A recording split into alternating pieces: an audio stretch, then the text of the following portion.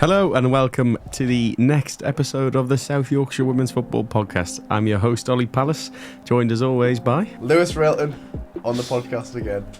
And we've got a special guest on today. Hello, it's me, Sebastian Alston. Seb, the guy who does all the behind-the-scenes work for the pod, is on. The producer, sort of, although I don't really do that much. But I'm here because we don't have anyone else, basically. But it's still going to be a good episode. It's still going to be a good episode. I'll quickly explain. We had a few last-minute dropouts, didn't we? So we've got Seb instead joining us, which is actually a privilege and an honour. I think it's a bit of a fall from grace, but, you know... I appreciate the compliment. Next week we'll have someone on the guest. Yeah. On the guest? On the pod. Anyway, we've got a season review and a bit of a catch-up of where we're at the moment, don't we, on the pod today? So we've got discussions about sort of the big seven, as you'd call it, in South Yorkshire women's football, and a couple of honourable mentions at the end. Lewis is pulling his face. Oh, no, I was just checking my maths, to be honest. I actually was 7. Is it 7? You're not wrong, pal. You're not wrong. Good. It's a good job I counted before we started. We'll get started, shall we? We'll start at the very top. Sheffield United women just being relegated from WSL 2, the Women's Super League Championship this year, so they'll be in Tier 3. Lads, just gives a bit of insight for everyone watching and listening, of course. Yeah, I mean, relegation sums it up, to be honest, Ollie. It's been a bit of a dire season. Rock bottom of the Championship. I believe they only got one win throughout the entire campaign, which just sums it up as well. Obviously, we don't know if they're going to be dropping down to National League next season or not. We're still pending a decision on what's going to happen with Blackburn Rovers women. Of course, they've had their own financial issues and they're looking likely to drop out of the leagues, which could potentially give Sheffield United a lifeline, which it would be massive if it can stay in the Championship, but they need that reality check. It's like to come that close to potentially going down to the 3rd tier, which could derail a lot of progress from the last few years. Disappointing season by all accounts for Blades. I mean, 11th out of 11th sort of sums it up, doesn't it? You know, lost. I don't have the stats, so I can't really say how many they lost. But I suppose the other talking point, other than whether they'll be in the league, which league they'll be in, is if they'll be playing at Bramall Lane next year. Your thoughts? I think they have to. I think if the club want to continue to show their support for the women's game, I think they have to keep them playing at Bramall Lane. I know the crowds aren't huge, but there is a passionate fan base that follow them, and I think that they'll be wanting to, follow them at Bramall Lane. And I think just to show that this is something for the long term, and yes, it might be a blip on the road, but just to show we are still invested in this project, and this is just going to be a blip on the road, and we're going to get back to the Championship, and hopefully, from there try and push on. I think it could be a good thing going down. Obviously, it's not ideal, and obviously from a financial point of view, TV revenue, obviously, broadcast deal for WSL2 and everything like that.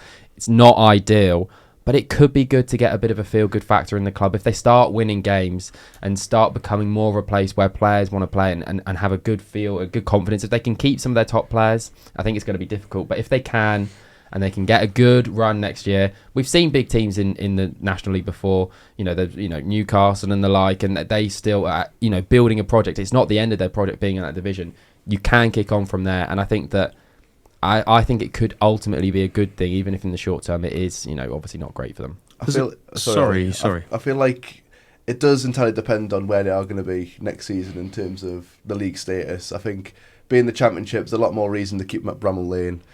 Of course, beforehand they were at Olympic Legacy Park, and that's now taken up by Barnsley, so that wouldn't be an option for them. I think, like you say, relegation or not, I feel like the club have to do their very best to keep them at Bramall Lane.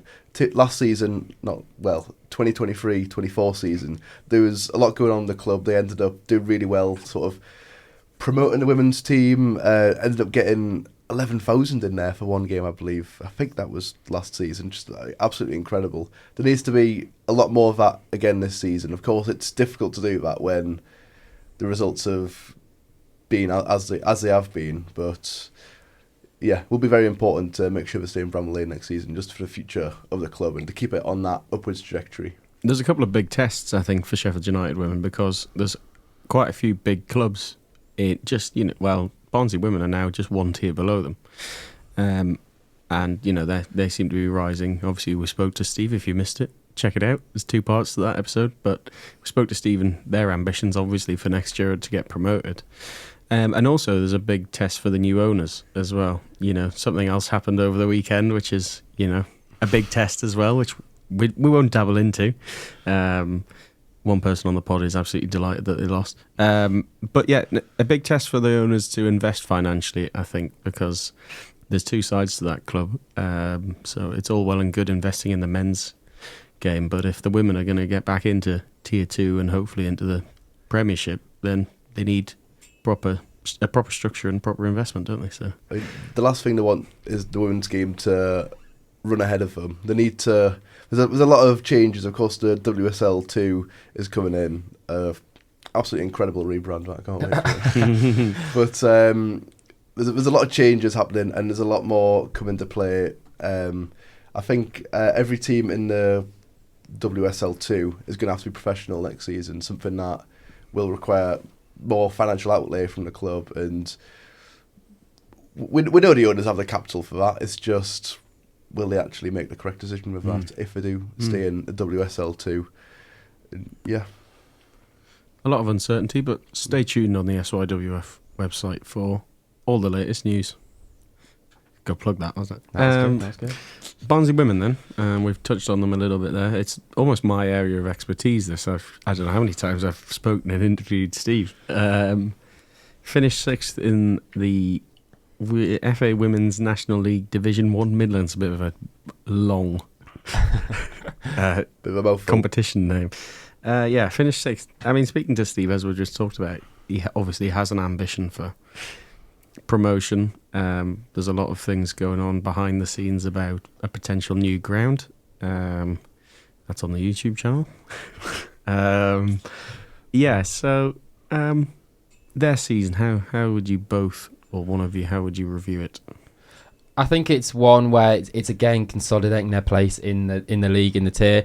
I think for them, obviously, what we heard from Steve is that it is going to be a big challenge to get into Tier 3. That's what he said. That's his goal from running the club, and that is, if he can achieve that, he's achieved his aim. Obviously, they'll still want to kick on from there, but they are in a bit of a tricky situation in terms of it's, he spoke on the podcast about they're now going to have to start offering players contracts, and they're going to have to start being a little bit more professional in that sense, in terms of, and everything's just going to take a step up, and it's whether they've got the backing, whether they've got the investment. Obviously, they've got a good partnership with Capelli, and so that obviously helps a lot, but it is about whether they can get some more outside investment and then continue to kick on. There is obviously a lot of, there's a lot of football fans in Barnsley, there's a lot of passion in Barnsley, and there is going to be that following if they can provide the football. But it's just, whether they can get a little bit more backing and then, maybe sign a couple of players, start paying players. And I think from there, they can start to kick on, make that next step. The stadium, I think, is something that will come very long term. I think that's something that I think they can really start to focus on once they get a bit more investment, once they maybe get into Tier 3. And then they can start, thinking about massive plans and starting to really consolidate themselves on the map. I feel like we know the fan base is there with Barnsley women as well. They end up taking a couple hundred odds down to St James's Park for the big game in the FA Cup, was it, I believe? So we know the backing is there. We just need them to turn out week in, week out, boost the profits for the club. It is a finance game at the end of the day at the minute, and obviously Barnsley women being in a very specific situation of not having a men's club looking over them, they're fully self-sustainable. It does bring up its challenges for them, but it's clear that the dedication is there. They just need to sort of bridge that gap in terms of the finances, and you never know, there could be a very ambitious club at that level.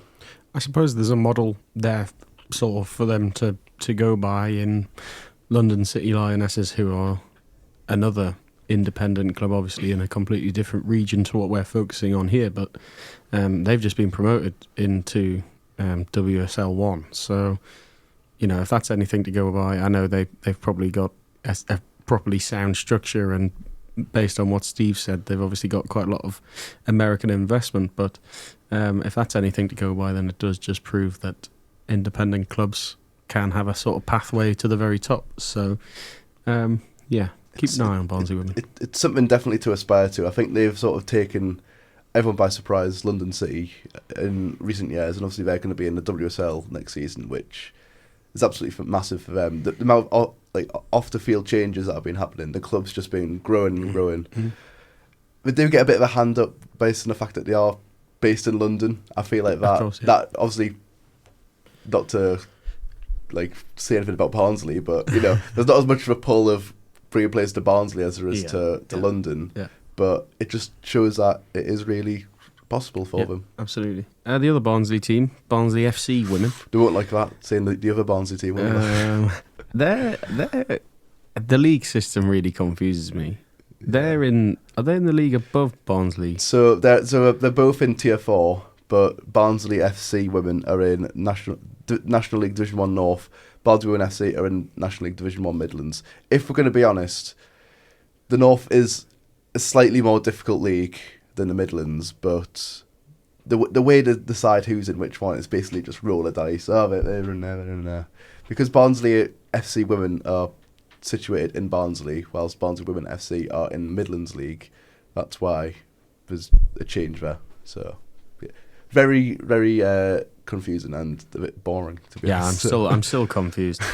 What in terms of their season, 8th out of 12 in the league. There's not loads to say. The sort of stats are fairly bare. Anyway, you look, 1-6, lost 11, finished 23 points, safe from relegation, fairly comfortably with Donny Bells, who we'll talk about in a second, and filed. Yeah. I think it's actually been an okay season for them. Obviously, I think they're coming off the back of back-to-back promotions. So I think it was, again, for them, just being able to consolidate their place in the league, a little bit like Barnsley Women as well. So I think for them, I feel like their short-term prospects are probably a little bit stronger than Barnsley Women, just because they have got that backing, and it does feel like the club are starting to take the women's game a bit more seriously and put a bit more backing behind it. Whether they can kick on and maybe make that next step next year, they'll have to get some more players in. So obviously that's something to look out for. Yeah, I think that short term they've definitely got, I think, a little bit more of a push to maybe try and kick on, get into the National League. But I think for both of them, I think it is a really exciting time. I think both of them have ambitions of getting to WSL2 eventually and maybe becoming professional. I think as I said, it's a little bit more viable at the moment for Barnsley just because they've got that extra bit of backing. They've got that extra bit of security that they know they can rely on. And I think I think they've probably got a little bit more prospects about kicking on specifically next year compared to Barnsley Women. But yeah, I think exciting times for both. I know that the new Barnsley owner, she came in a couple seasons ago, I believe. I know she has massive support for the women's team. She posts about it every other day on Twitter. She posts about it more than the men's team, I think, which just shows how bad the season was last season for the men's side. But there's plenty going on for both Barnsley teams, but the club affiliated one, I feel like they do have plenty of potential there, and the fact that they do have that backing now from the club could be massive for them. It's 8th out of 12 on the surface. Sounds like a bit of an average season, but it's definitely something for them to build on, and I feel like they do have the potential to kick on from that and to really consolidate themselves as a good National League outfit. I think it's a little bit of a shame when you think about how seriously the club are now taking women's football. If you think this had happened 4 or 5 or 6 years ago, when Stephen was more in talks, when there was a little bit of affiliation between the two teams, you think if this had happened now, it could have been something really special. You think if you had combined the two clubs, obviously it's worked out in its own ways for both of them, and they both got exciting futures ahead. But it could have been, I think, something really, really special if they had managed to combine. But at the same time, I like having the independent model as well as the club affiliated model. I think it's interesting. It's just whether, in terms of that fan base, it has split it a bit in half. Whereas if you could have had one consolidated big fan base following one team, I think it would have been a little bit better for the region. But still, having two teams bouncing off each other, competing, having competitors, instead of a monopoly, is always going to hopefully help the clubs and help to push them even further. I think it really shows the strength of the foundation that Barnsley Women FC have built by being an independent club as well. Of course, FC Women have skyrocketed up the divisions, but they're still intact with them. There's no necessary signs that Barnsley FC Women are just going to catapult past them, because Women FC, they're still that may not have quite have the financial backing there, but they're in a slightly easier Midlands division, in my opinion. A bit less travelling, so a bit less to pay in terms of that. I think it's going to be quite tight over the next few seasons between the two clubs. It's going to be a real rivalry that'll ignite there. We might see one day the two clubs in the same division. That would definitely be a game to go to. It's just a shame that while we're covering South Yorkshire women's football, we don't have the luxury of doing that. Yeah. Donny Bells then. Lewis, you're sort of the expert on this. I'll just give our listeners and watchers a rundown. Relegated in the same league as Barnsley FC women. Might it give the club a sort of wake-up call for, definitely next season, but seasons to come as well? You can't have a repeat of that for such a historic women's club, can you? I mean, it's got to be the kick up the backside that's needed, to be honest. Going down to the regional leagues is always it's a bit of a kick at the teeth, to be honest, and there's going to have to be a real fight to get back in the National League, which is the minimum of where Donny Bells should be. Obviously, you mentioned the historical side. There's all that. There's a good enough amount of support from Donny Rovers for part of the Club Doncaster brand, with Doncaster, bloody hell, former employees are going to get annoyed at the fact I remembered. Who cares? Yeah, it's been a poor season, getting relegated. It was clear at times that they were a little bit out of depth at times, so yeah, it's a tough one to take, but they've got to bounce back first time. Yeah, I think they have to bounce back, and I know you said there is that strong connection with Club Doncaster. I think there should be more, honestly. I think that this could, when you look at the history of the Bells and you think about how successful they once were, there is that potential. There's still that gap in the women's game for a team to be able to come through the ranks. And you think if they had been able to capitalise, especially when they were in the WSL, 10 or so years ago, and they had kept up that momentum, I think they could still be up there. Could have still been up there and still been one of the top sides in the country and still led the way in South Yorkshire. I think it is really disappointing what's happened to them. That's not to say that they can't get back to where they used to be. I think with a little bit more investment, a little bit more emphasis on them, I think that they can still be that jewel in the crown of Doncaster, which they used to be, and I think they can still get there. They have got that historic pull. They've got a fan base. They can be the biggest club in South Yorkshire when it comes to women's football. They just need that little bit of a push, a little bit of a drive. And I think that if they can, once again, a little bit like it was with Sheffield United, dropping down a division, obviously it's going to hurt them. But if they can get a bit of momentum going and they can start to win a few games, get promoted next year, which I think is a must, then I think that they can then try to get back to what they once were. I think it's the first building block what they need. The same with how it helped Sheffield United women when they moved to Bramall Lane. I feel like Donny Bells need a permanent home next season. Yeah. They've been here, there and everywhere, Harlem Globetrotters and all that this season. They need to be situated at Eco Power. It's very expensive for the club because attendances weren't really quite where they hoped they were going to be.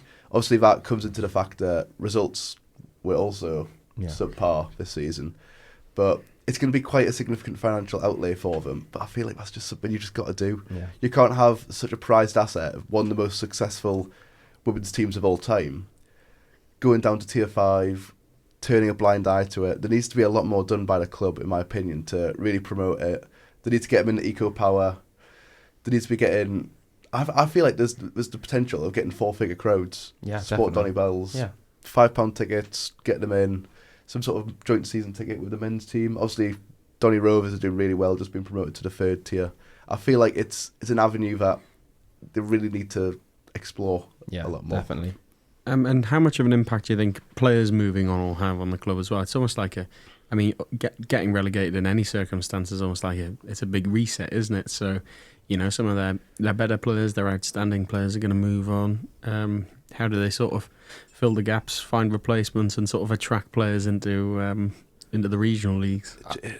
I think it could be, again, you can look at the negatives and they will be losing some of their best players, but you can look at it as a positive, as a way to start a new project. And you think if you can have a fresh slate and you can go, okay, we're going to build a young team, we're going to get in exciting players, we're going to be the place to be, the club to be, that trusts young players and gives them a platform, gives them a club that have won this FA Cup 6 times. You can play for us. build your career, be part of something special. I think they can really sell something there to young players and start to build something that if they are to get promoted next year, which obviously, as I said, is a must, then they can have the building blocks of a squad in place to then continue to kick on. I think having a bit of a refresh and, as I said, a clean slate, I think could be a good thing for them. Obviously, there's the other way. It could end up being catastrophic for them, but for their sake, I really hope that they can view this as an opportunity rather than, a fall from grace, essentially. I think in regards to recruitment as well, there's no downplaying the slightest how much a club stature can play into it in that situation. Donny Bell's obviously historically the biggest team in South Yorkshire, if not one of the biggest in England, and a fifth-tier level player. No disrespect to other sides that are at that level, but the opportunity to play for Donny Bells, I don't think many players would pass that up. So I feel like they will potentially have the pick of the bunch when it comes to the players. Some may move on from this season to other National League players, other National League sides, because they did have the quality to stay up this season. I don't think it's about that in the slightest, but it's just how they react to that in regards to recruitment. And I think if they get that spot on, I don't think they'll have too many worries next season. Do you know what I think? I feel like they're a really good opportunity for, I know this is a very random point, but like a documentary. I feel like Ryan Reynolds, get involved. This is like a perfect club for someone to come in as an outside investor, a celebrity to go, this is a club that wants the best club in England. Yeah. And look at them now, and you can be the one to get them back to where they were. They've got the name, they've got a fan base, they have a stadium they could play in, they've got that affiliation to the men's side. I would love to see that. They've got a history as well. Yeah, maybe it's South Yorkshire Women's Football. Maybe we should do the documentary. Yeah. I mean, we have to get an owner to come in and buy them, but...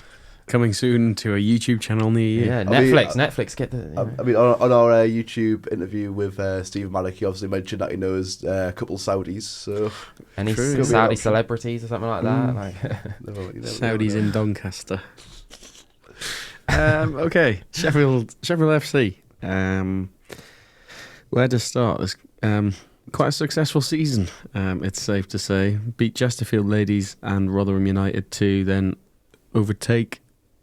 go into the league that Donny Bells have just been relegated from.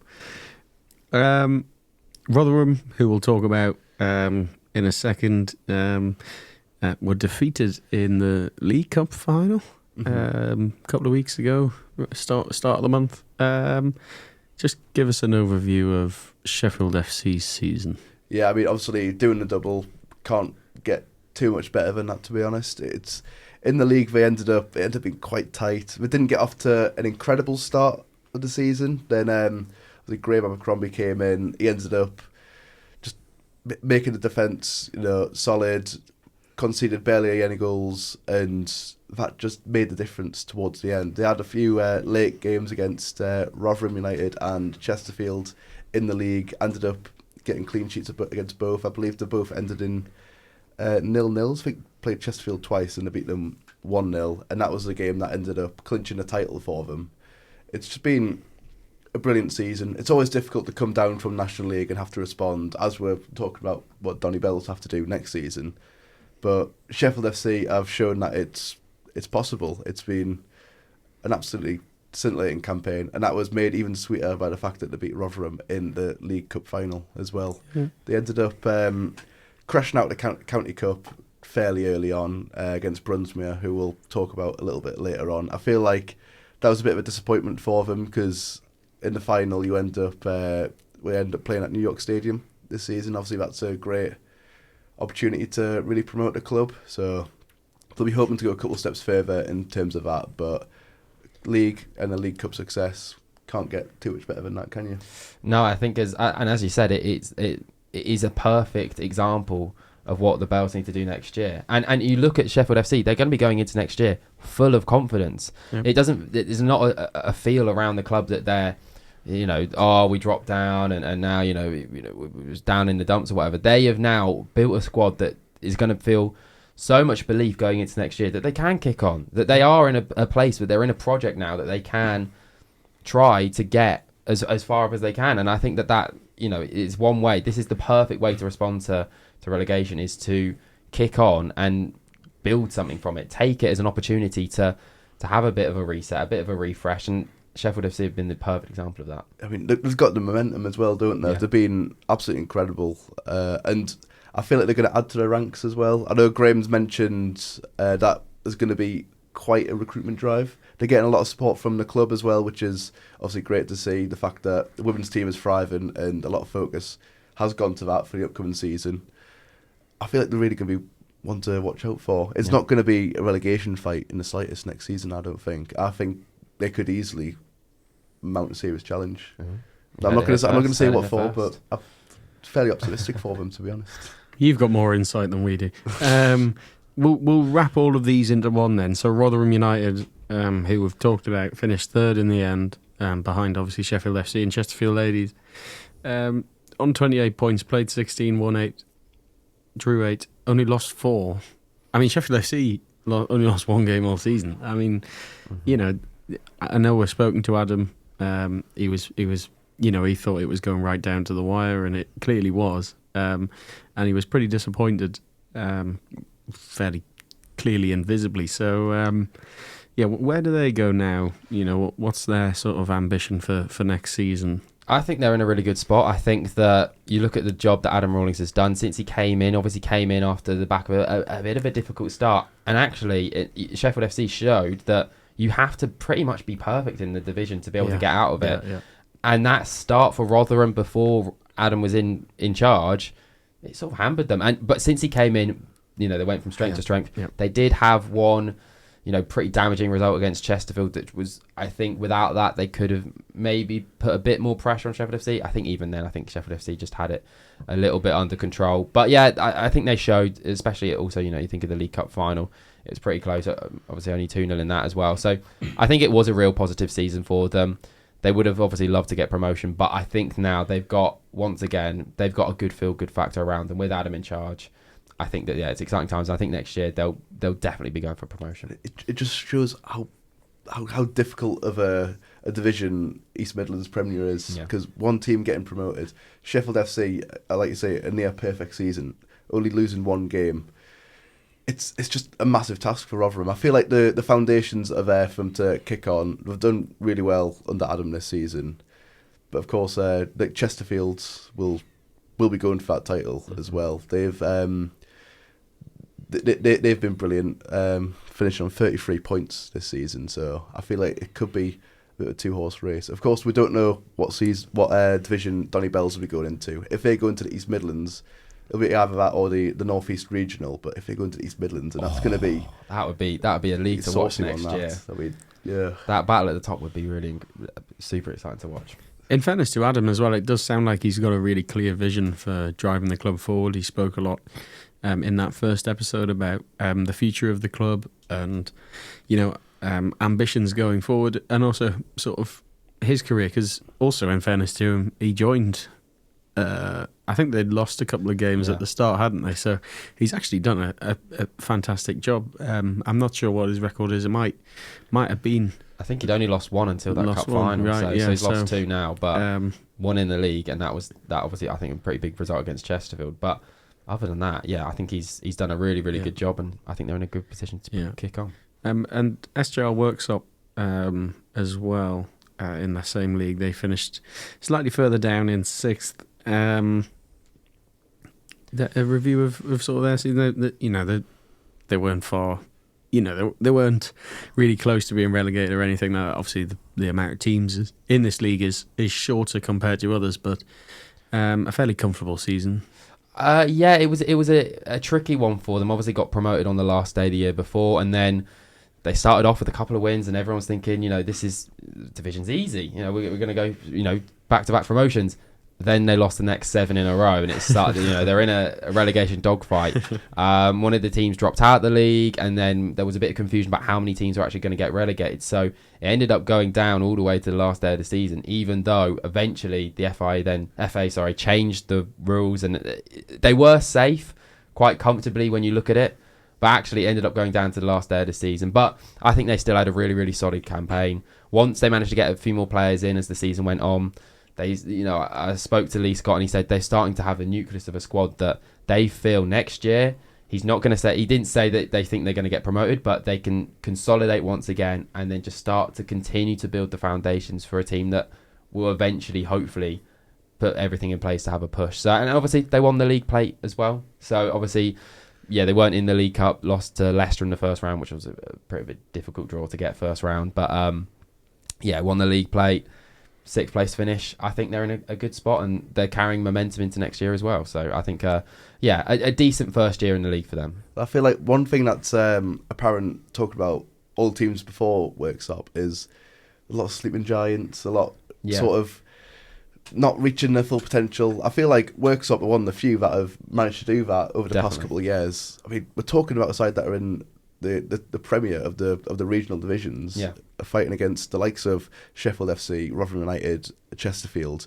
So I feel like there's certainly nothing to take away from a 6th place finish. The manager's showing his ambition to hopefully push a bit higher. Yeah. But 1-6, lost 10, room for improvement, but I feel like it's more of a positive than a negative season. Yeah, definitely. I think especially when you consider their start to the season, when they admitted that they didn't quite have the strength for that division, but they acted on it. They were proactive. We've already seen they've been proactive this summer. Obviously, already got someone in to obviously try and get a bit more experience and consolidate them. I think it is a good story because you do think they haven't been around for long. Obviously, they had a split with Worksop Town, and since then, they joined SGR, who aren't a big men's side. They're a small men's side, and the women have just gone strength to strength, and I think they're it's a good story to think. They're a little bit like Barnsley, but they haven't got the history of Barnsley.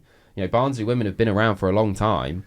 SGR haven't, but they're still punching above their weight. So I think they are one, definitely to watch out for as well. I feel like we're going to see a Barnsley-esque situation potentially next 5 to 10 years, because Worksop Town now have their own women's team. I believe it was their first season in 24-25. They were in the Sheffield and Hallamshire, either Division 3 or Division 4, so they're quite a distance off. But who knows, they might give it a bit of funding, and we'll have two big giants of Worksop. Because they obviously, SJR used to be part of Worksop Town, and they were charging them to pay at their own pitch and stuff like that. So I think they would. There has to be. Who knows? There could be a potential for a merger, maybe one day. But I think at the moment, I think SJR are in a really good spot, and if they can again, there could be a rivalry there as well. That would be really exciting to see. We're really moving through the tiers now. Moving into sort of the lower division. Sheffield Wednesday ladies season.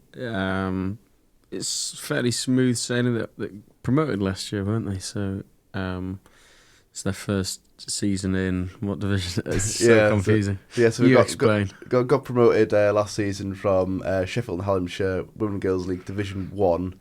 So that's obviously the local leagues. Ended up going through on a bit of a technicality, I think. I think, whisper it quietly, it was... I don't say it on it. It was obviously incredibly beneficial for the club for them to get promoted. It was all based on, I don't know if it was points per game or something. There's something along the lines of the fact that Wednesday ladies had played significantly more games than AFC Bentley. They ended up getting a bit of a helping hand towards Tier 6, but not going to complain about that at all. Not going to complain. They don't set the rules. The main thing, obviously, is the fact that they managed to consolidate this season. They managed to build on top of that, and they've done pretty well, to be honest. They ended up bringing in some new players in the summer, Nicole Shaw, Harriet Lloyd, who managed to really bolster the attack this season. I feel like they've added a lot of goal scoring power. I feel like last season it was not dimensional in the slightest, but there was a lot of reliance on Amy Broomhead to get the goals. So I feel like there was a lot done this season to really give the manager extra options up front, and obviously that's coming to fruition. It was a bit of a difficult start to the campaign. It wasn't until Gary Wilson came in until they picked up the first win of the league season. It was looking like it might have been a bit of a relegation dogfight between Outerbridge and Kifferton Park and Sheffield United Community Foundation. Of course, Outerbridge ended up folding, which obviously awful news, but worked in Sheffield Wednesday ladies' favour. And then Kifferton Park just struggled to get going, really. Same with Community Foundation. I believe they just got one win in the entire season against Old Tofts. So it gave Wednesday ladies that bumper to pick up a couple of wins and make them mathematically safe, which, considering the injuries that they had prior to the season, Alex Fox, Renee, both being out for ACL and MCL, I believe, so really long-term injuries for the pair of them. It could have potentially been a very difficult season for them, but I feel like we've done really well to consolidate this season, and I think they'll be looking to kick on next season. Yeah, echo those thoughts exactly. Speaking to Andy the other day, he's already started preparations for pre-season and he's already thinking ahead to his first formation. So, what a football madman he is. Yeah, you can't blame him, to be fair. I feel like the off-season's just as hectic as on-season at times, especially when it comes to recruitment, retained players. Of course, they've already kept, they've announced that they've kept a good few players already, seven or eight players that have been confirmed for next season. It's important that they keep the spine of the squads. There's still a couple of players which hopefully they get over the line, but I guess we'll have to wait and see for them too. And Handsworth and Brunsmere as well. How would you review their seasons? But I mean, incredible for the pair of them, to be honest, for different reasons. Of course, Handsworth and Brunsmere battled it out towards the very end for the league title. Brunsmere did run away with it in the last game of the season. They both played each other, Oliver's Mount. We believe it was 4-0 to Brunsmere, so fairly convincing in the end, but it doesn't take anything away from Handsworth in the season they've had. Getting so close to promotion in the league title is just incredible. It just shows where they are as a club. And of course, they had that famous FA Cup run. I think it's safe to say famous. Yeah, I think so. First ever first round proper game, and they managed to beat National League sides York City at Oliver's Mount. Doesn't really get much better than that, to be honest. No. Ended up being a difficult second round for them, but I feel like they had the moment already. They've done the hard work at that point. And I mean, obviously it was I think it was they were up against a fifth tier side in that second round as opposed to York City. So you think, they got a chance, but I think they still massively outperform what they're expected to do to get to the second round. I think for a club of their stature is absolutely incredible, and you think that's going to help them massively off the pitch as well. I mean, the finances that get involved with wins in the first round of the FA Cup as well. Yeah. Just reaching the second round, I feel like that's something that will have significantly helped the club. They're already getting a decent amount of backing from the men's club, so it's brilliant to see, to be honest. But back to Brunsmere, that's if they do choose to get promoted. I'm not sure if they definitely will or not, because obviously the finances involved with going to the fifth tier, it's quite significant. There's a lot of travel going on. I think they will likely go into the North East Regional Premier, which they could be going here, there and everywhere in that season. I think like the likes of Wallsend Boys Club are in the fifth tier. Trek. So it'll be quite a trek for them. They'll have to get the minibus out every other week, I feel like. So if they do choose to get promoted and put the money into that, I feel like could potentially be on for a Wrexham-esque story, 3 promotions back to back to back. Yeah, get the documentary cameras out once again.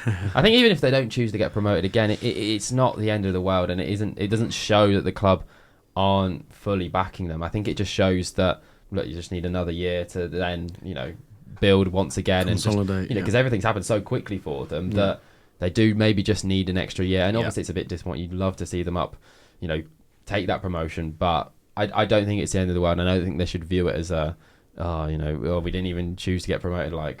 I think they can see that as, okay, look, we've clocked the quality, we do it again, we continue to build behind the scenes, and then we can push on and really make an actual solid stamp in the next division. Yeah, I mean, the support's very much there for the club.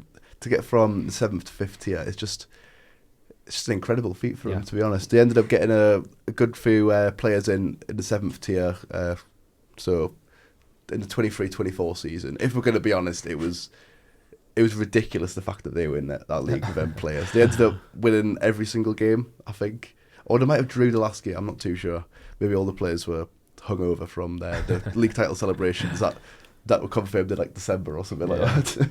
But they've got everything to push on next season, whether it's staying in the 6th tier or in the 5th tier. I feel like there's plenty to be optimistic about for Brunsmere. That rounds off our through the tiers insight. We have an honourable mentions list at the end, which doesn't actually have anything in it. Any honourable mentions for any clubs around before we wrap up? Rossett and Main winning the Sheffield and Hallamshire Women's and Girls League Division 1. They'll be one to look out for next season. I think, assuming that they will go into the 6th tier, I think they could be one to watch. They could potentially build on this season. Same with, who got promoted from Division 2? Testing us here, Paul. Was it, I think WAF, Stars and YP both did really well in Division 2 of Sheffield and Hallamshire. I can't remember which one of the two is getting promoted, but anyways, doesn't matter. There's plenty for them to build on, and I think we could see them in the regional divisions in the next few seasons also. Yeah, I think that basically just overall, I think the echoing thought from the whole podcast is, yes, a couple of the bigger clubs had disappointing seasons, but there's still loads of positives across the whole county, across the whole region. There are positives, and I think there are more clubs moving in the right directions. And even those that are, had difficult campaigns, there are still positives. There are still things to look at for them and think, okay, they can get back on track. And I think it's a really promising time for the region, even though there were, obviously thoughts that, you write an article about it being a black hole. I don't think it is, and I think there are definitely optimistic opportunities here in the county for all of the teams. It's like sitting with two women's football nerds. Take the compliment. Yeah, I think so.